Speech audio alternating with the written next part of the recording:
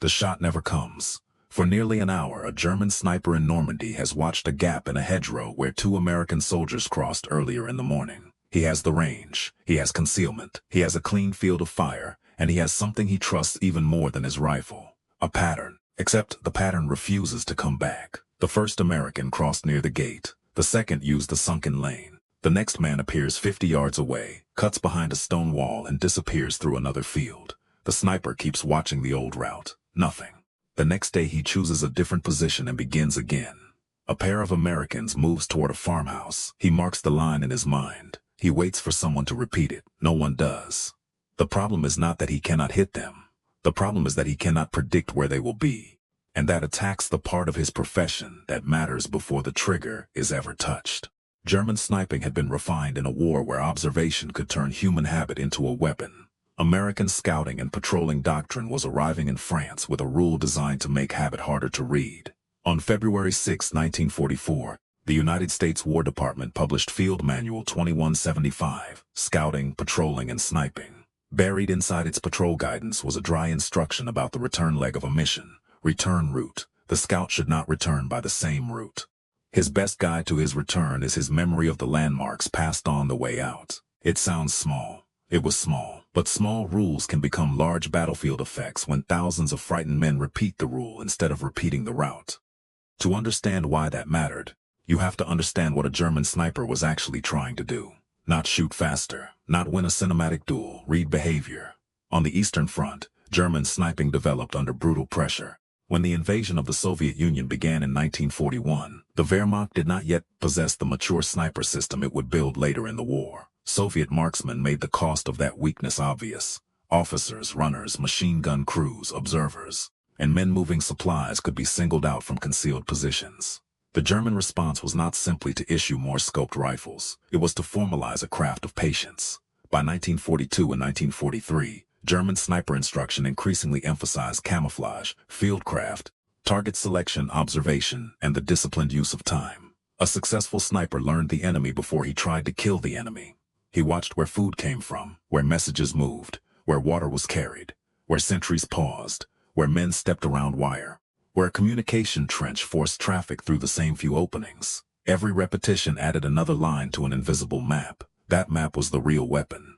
A rifle might reach a man at 400 yards. A routine could bring the man to the rifle. The Eastern Front rewarded this method because so much of the fighting eventually settled into prepared positions. Trenches connected strong points. Supply routes narrowed around mud, wire, mines, buildings, woods, streams, and roads. A man could know that a path was dangerous and still use it because the geography gave him few practical alternatives. German snipers such as Sepp Allerberger and Matthias Hetzenauer became famous for extraordinary kill totals in this environment. Their stories are often reduced to marksmanship, but the larger lesson in German practice was less glamorous. Wait long enough, observe carefully enough, find the movement the other side must repeat, then be there first. That last assumption mattered. Must repeat. A sniper does not need every soldier to be predictable. He needs enough predictable traffic to justify the hours he spends invisible. If a runner uses the same trench every afternoon, that is enough. If an officer checks the same gun position every morning, that is enough. If a water party crosses the same opening because there is only one dry route, that is enough. The method turns discipline into data. The more orderly the enemy becomes, the more useful that data can become. Then the German army came west. The Bocage of Normandy looked at first like a gift. Fields were enclosed by old earthen banks and dense hedges, sunken lanes cut below ground level. Orchards, farm walls, ditches, and gateways divided the countryside into tiny compartments. Visibility was short. Movement was channeled. A soldier who crossed the wrong opening could be seen for only a second and still be killed. In June 1944, American infantry learned this at terrible cost. Green units moved through terrain they barely understood. Leaders stood where men could see them. Messengers repeated routes because the fastest way through a field was usually the way someone had already found. A gate that looked safe once could become a marked point in a German firing plan by the next crossing. One 1st Infantry Division patrol on June 18 entered what looked like an empty field through a lane and gate. A German rifle was already waiting. The patrol's experience was one version of a lesson being repeated across Normandy. In hedgerow country, a route could become dangerous before the men using it realized the enemy had learned it.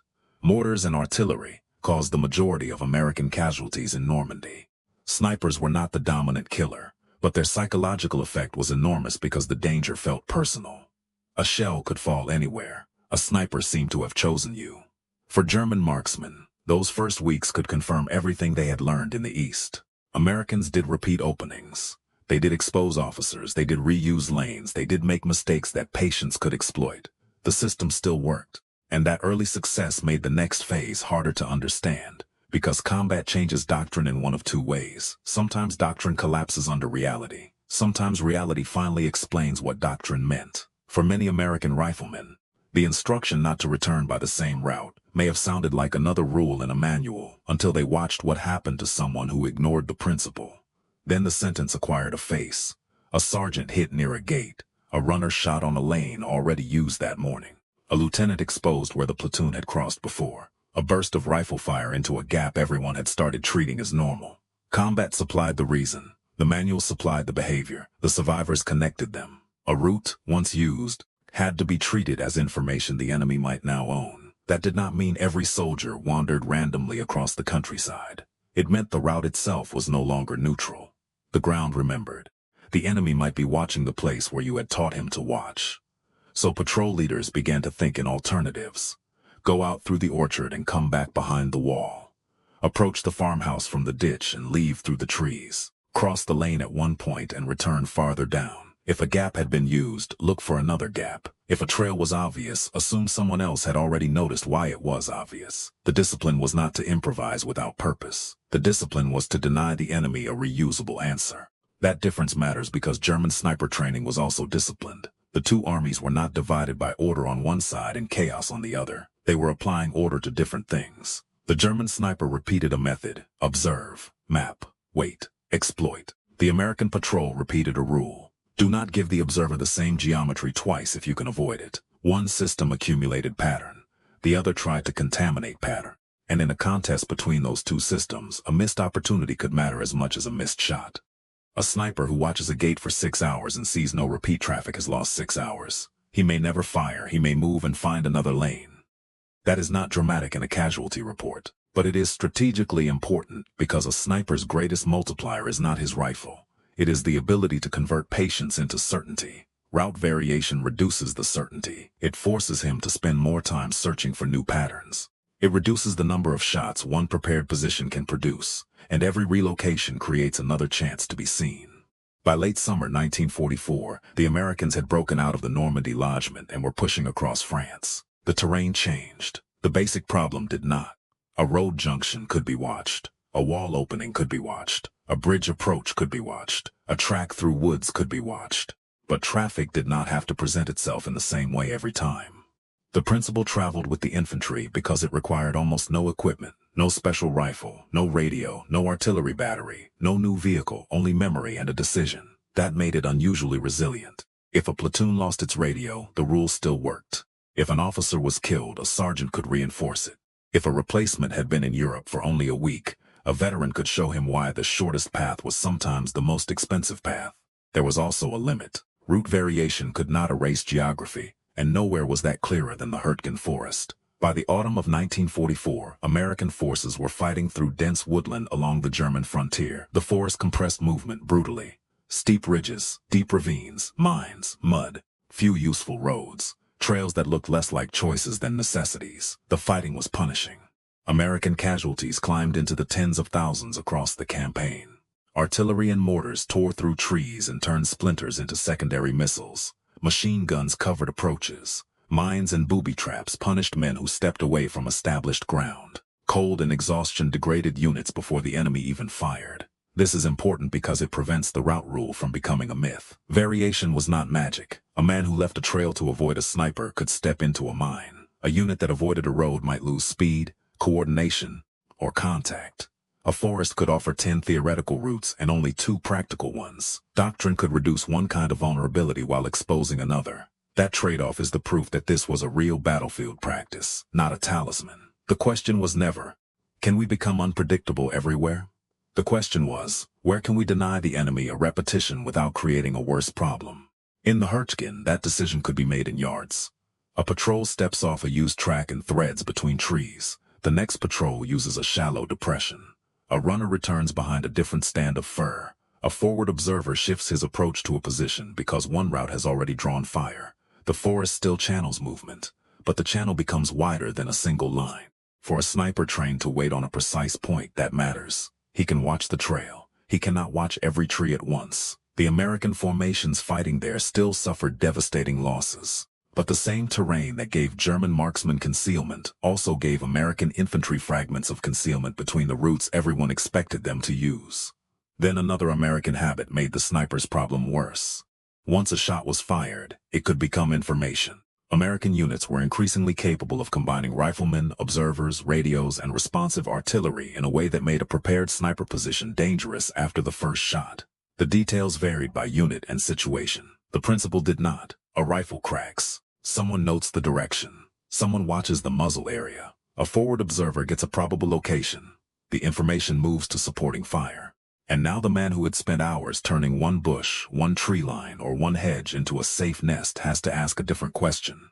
How long is this position still safe? The American artillery system in northwestern Europe was one of the Army's major battlefield advantages. A German sniper did not need to be pinpointed to the square foot for this to matter. He only needed to be localized closely enough that remaining in place became a gamble. So the sniper's old economy began to reverse. On the Eastern Front, patience could increase safety because the longer he remained unseen, the more valuable his observation became. Against an enemy that varied routes and could answer a revealed position with indirect fire, patience after firing could become a liability.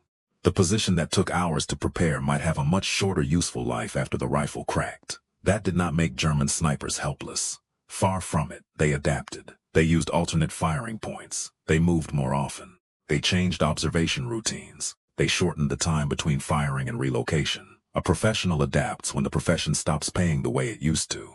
But adaptation has a cost. More movement means more exposure. Shorter observation means less certainty.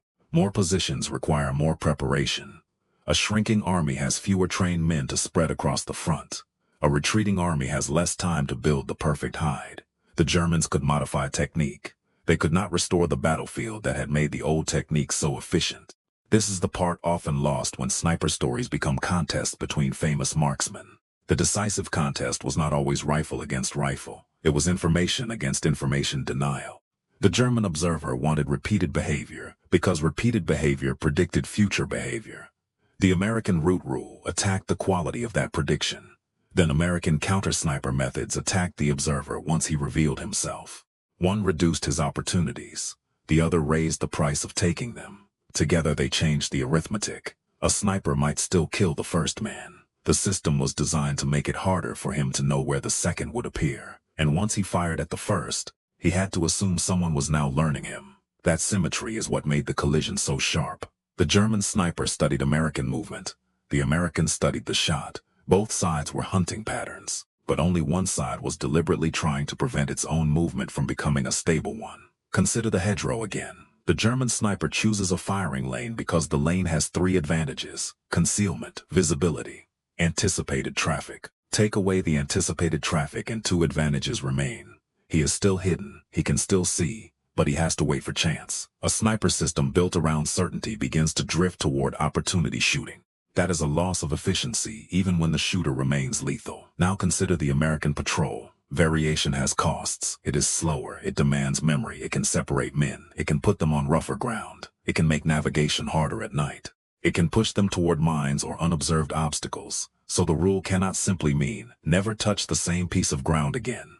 The useful interpretation is more disciplined. Do not repeat a route automatically. Do not let convenience become a schedule the enemy can study. If you must reuse a route, understand that you may be walking through information you gave away earlier. That is a harder rule than simple randomness. Randomness needs no judgment. Variation under combat pressure does. By the winter of 1944 and into 1945, American infantry had accumulated months of this kind of learning. The green soldier of June was either gone, wounded, dead, transferred, or no longer green. Surviving platoons carried unwritten knowledge that reinforced the manuals. A replacement might be told where not to stand before he was told why. He might be pulled away from a gate someone had used that morning. He might be sent back by a different depression in the ground. He might watch a veteran hesitate at an open lane that looked perfectly safe. The lesson moved person to person. That matters because paper doctrine alone does not win anything. A sentence in a field manual is inert until a frightened 19-year-old follows it while tired, cold, and under fire. The power came from the connection between written guidance and lived reinforcement. The manual could tell a scout not to return by the same route. Combat could teach a company why that principle mattered. Veterans could turn the principle into habit. And a habit of variation is a strange thing. It is a habit designed to prevent the enemy from seeing a habit. That was the deeper trap for the German sniper. His skill had taught him that disciplined organizations create regularity. Meals happen at times. Reliefs happen at times. Runners have destinations. Commanders inspect positions. Supply follows roads. Men prefer dry ground. Everyone eventually takes the easy path. Most of that remained true. But if the geographic expression of those needs kept changing, then the sniper could know what the enemy had to do, without knowing exactly where he would do it. He could predict the event. He could not always predict the line. A patrol must return. It does not have to return through the same gate. A runner must reach the command post. He does not have to cross the same opening. A soldier must carry ammunition forward. He does not have to leave the same boot prints twice. That gap between knowing the task and knowing the route is where the sniper's confidence begins to erode. Not because his training was foolish, because it was optimized for a battlefield whose repetitions had once been richer. This is also why the story should not be read as a simple claim of American superiority. German snipers remained dangerous through the last day of the war. American soldiers continued to die from sniper fire. American units still repeated routes. They still made mistakes. Terrain still forced them through predictable ground. The doctrine could fail. Men could ignore it. Officers could misuse it. A different path could be more dangerous than the familiar one. Nothing about war becomes clean because a manual contains a good sentence. What changed was the probability. If enough men avoid enough repeated routes, enough often, the observer's map becomes less reliable. He spends more time confirming. He shifts positions more often. He takes shots with less preparation. He reveals himself for fewer returns. That is how a small instruction can scale without becoming miraculous. Not by saving everyone, by shaving certainty away from the enemy. Imagine the German sniper's notebook. A gap in the hedge. 2 crossings. Time 0830. A lane beside the orchard. 1 runner. Time 0945. A wall near the farmhouse. 2 men. Time 1120. In the east, those marks might become a schedule. Tomorrow, perhaps the same runner, the same water party, the same officer. In Normandy or along the German frontier, the marks can remain only marks. Useful history. Weak prediction. The sniper does not need to be afraid to recognize the problem. He only needs to notice that yesterday's map is aging too quickly. And that leads to the most important distinction in the story. The German method and the American rule were both forms of discipline, but they lived at different levels. One disciplined the action. Watch this place. Wait for repetition. Fire when the pattern produces a target. The other disciplined the principle. Complete the mission, return safely, but do not hand the enemy a reusable route if another practical route exists. The visible result could look messy. One patrol here, another there, a man cutting behind a wall, another moving through trees, a unit that appears to have no fixed geometry. Underneath that apparent disorder is a rule, and once you see the rule, the apparent randomness stops being random. It becomes organized unpredictability. That phrase matters because it explains both the power and the limit. Organized. The movement still serves a mission. It still respects terrain, time, command, and coordination. Unpredictability. The enemy should not be able to turn yesterday's convenience into tomorrow's firing solution.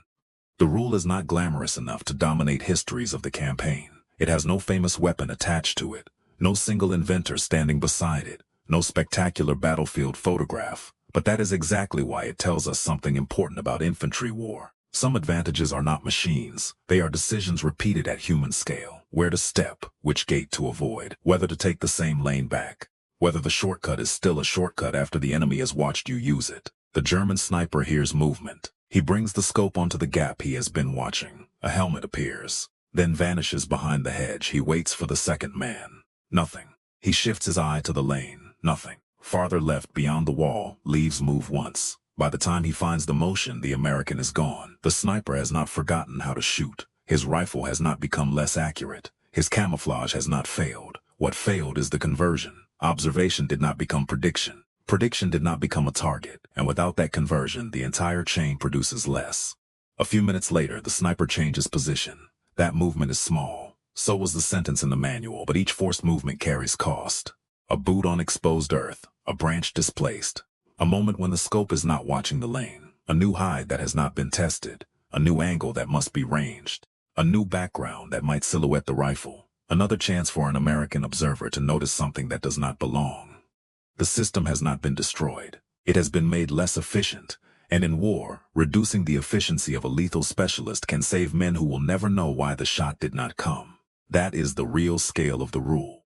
Not the men you can count in a victory column.